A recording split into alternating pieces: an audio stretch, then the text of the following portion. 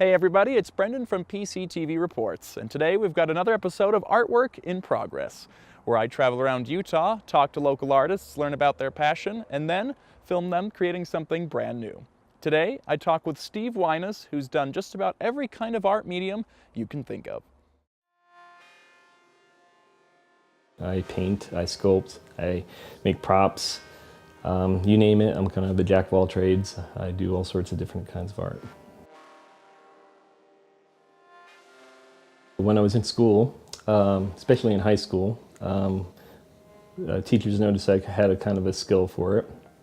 So I got positive reinforcement and grew to like it more and more, and did a lot of painting and sculpting in high school, and then I decided to make that a career, so I went to college. I had a strong interest in science and things like that as a child, and I really liked dinosaurs, and I started out drawing dinosaurs is how I originally started. So things to do with nature. I lived on a fairly deserted road, and you know, to entertain myself, I would draw and things like that. And I really liked doing it. It kind of made me a content person. It's kind of a meditative state there, just to sit and draw. And you know, I wanted to draw as realistically as I could, so I kept pushing myself to be more accurate, and that led into some scientific illustration, things like that, medical illustration. Matter of fact, one of my prosthetics was actually in the show ER, and I was very pleased to see that got in that show.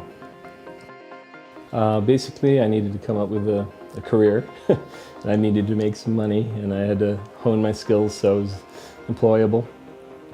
So I spent a lot of time just trying to get very good at what I could do as far as painting techniques and sculpting techniques. Now I'm fairly apt at most things, so I try my very best to keep growing in those skills, pushing myself, you know, each time. I authored an article for Make magazine where I used recycled materials to create a gun and a bayonet prop, which is that there, all made out of recycled materials. And I found it really intriguing to find things and see how they can be reutilized in a different way that never looked like they were part of a previous object. I find it very intriguing, and I just like that mental stimulation of trying to figure out problem solving. The more avenues you try your art in, because each one has a different aspect of what makes it good, or each time you do a different kind of art, it teaches you a new thing that helps this thing that you were probably working on. Like sculpting has taught me more about some of the illustration things I've done, you know, form and shading and things like that that you try to achieve. Now that you sculpted, you have more of a 3D mental view of things, so you can, it's all enhancing your art the more you learn.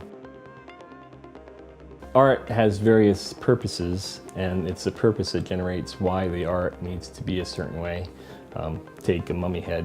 It's not particularly attractive, so it's not beautiful art, but it serves a purpose. This is an animatronic mummy head. And you know, I put the art into it to make it look somewhat gruesome, but not too gruesome. And so that's where the art was in that. Some of my other previous jobs, like making prosthetics, I made medical prosthetics for people that had lost their limbs and things like that. And the art was to make it as lifelike and as realistic as possible. And that was, in that case, that was the art. The art is good if it serves the purpose of what's being needed. You know, a prosthetic wouldn't be any good if it didn't look real. A prop wouldn't look any good if, in that case, if it didn't serve the purpose of the storyline. Art is just not beauty in that fashion. It's creating something to serve a purpose.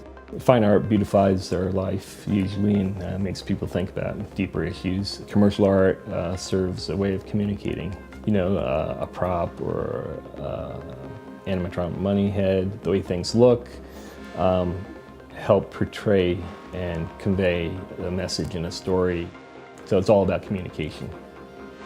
Commercial art is about communicating, however subtle, through imagery and design to help convey a mood or a message.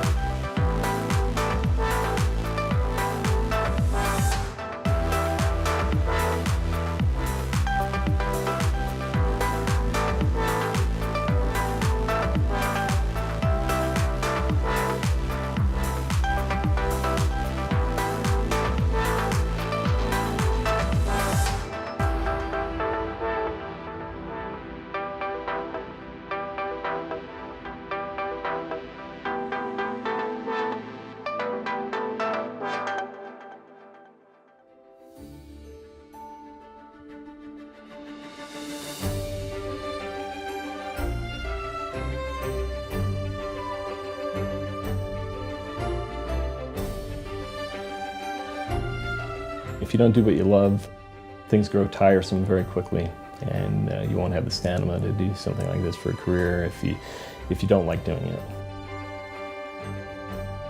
If you're not getting work that you want to do it on your own so that you can show people that you can do it.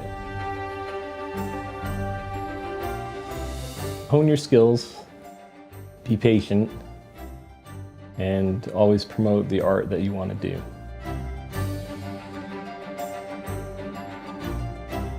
As always, we hope you enjoyed. If you are an artist that is interested in participating in this segment, shoot me an email at brendan@parkcity.tv. Again, thank you so much for watching, and we'll catch you next time.